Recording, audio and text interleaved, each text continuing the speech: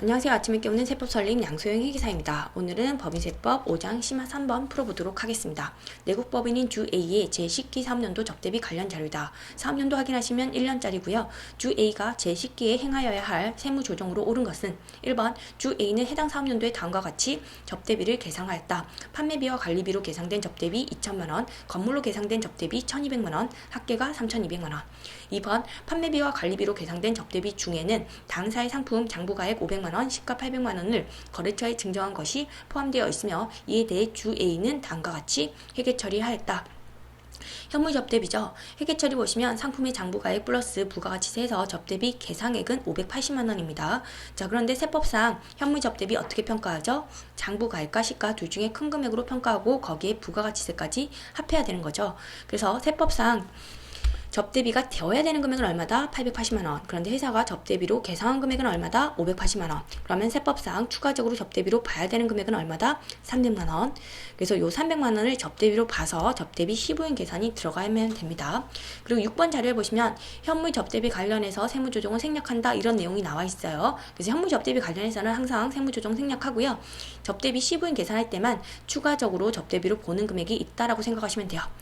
자, 이렇게 추가적으로 접대비로 보는 금액이 있기 때문에 회사 계상 접대비 금액을 바꿔놓고 시작하셔야 돼요. 그래서 세법상 접대비 해당액은요, 판매비와 관리비로 계상된 접대비 2천만원 아니죠. 2,300만원이 되어야 되고요. 건물로 계상된 접대비는 1,200만원 동일하고요. 합계가 바뀌는 거죠. 3,500만원이 됩니다. 요거랑 한도 비교하셔야겠죠. 3번 보시면 건당 1만원을 초과하는 접대비는 모두 신용카드로 결제되었으며 문화접대비 해당액은 없다. 4번 제10기 3년도의 접대비 한도액은 1,100만원이다. 자, 접대비 한도액이 주어져 있습니다. 1,100만원. B에서 T를 빼보시면 한도 초과액이 나오는 거죠. 얼마죠? 2,400만원. 요거는 바로 송금불산익 기타 사익출의 세무조정을 하시면 됩니다. 자, 그리고 자산계상 접대비가 있다는 거. 그렇기 때문에 한도 초과액의 구성 내역을 파악하셔야 돼요.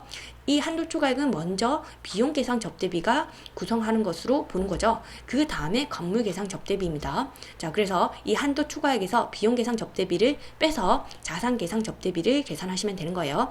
자산 계상 접대비는요, 비용 처리하지 않았는데 송금 불산입할 수가 없죠. 그래서 어떻게 한다? 송금 산입하신다. 그리고 자산을 감액하는 거니 마이너스 유보에 소득 처분이 있어야 되는 거죠. 자, 이렇게 자산 계상 접대비가 있는 경우에는요, 세무조정 하실 때 제일 먼저 B에서 T를 빼서 한도 초과액을 구하세요. 그래서 한도 초과액을 송금 불산입 하시고요. 그 다음에 한도 초과액의 구성 내역을 파악하시면 됩니다. 그래서 한도 초과액에서 비용 계상 접대비를 빼서 자산 계상 접대비를 구하시면 되는 겁니다. 그리고 자산 계상 접대비는요, 요거는 송금 산입에 세무조정이 추가적으로 일어나야 돼요. 5번 보시면 주 A는 제10기 초에 처음으로 건물을 취득하였으며 건물의 취득가액은 2억 원, 접대비 해당액 1,200만원 포함이고 제10기에 2천만원의 감가상각비를 계상하였다. 건물의 신고 내용 연수는 10년이며 정액법을 사용한다. 자, 건물의 금액 중에서 이미 송금 산입한 100만원이 있죠. 그런데 회사가 또다시 감가상각비를 계상했습니다. 그러면 어떻게 하죠? 이미 송금 산입한 100만원 중에서 감가상각 비율에 해당하는 금액은 송금 불산입을 해줘야 돼요. 아시겠죠? 자산 감액분 상각비가 되는 거죠.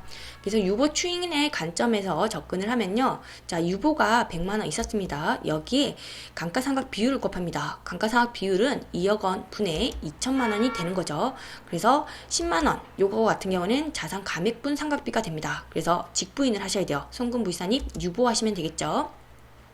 자, 그리고 감가상각 시부인을 하셔야 됩니다. 감가상각 시부인을 할 때 감가상각비를 뭘로 보죠?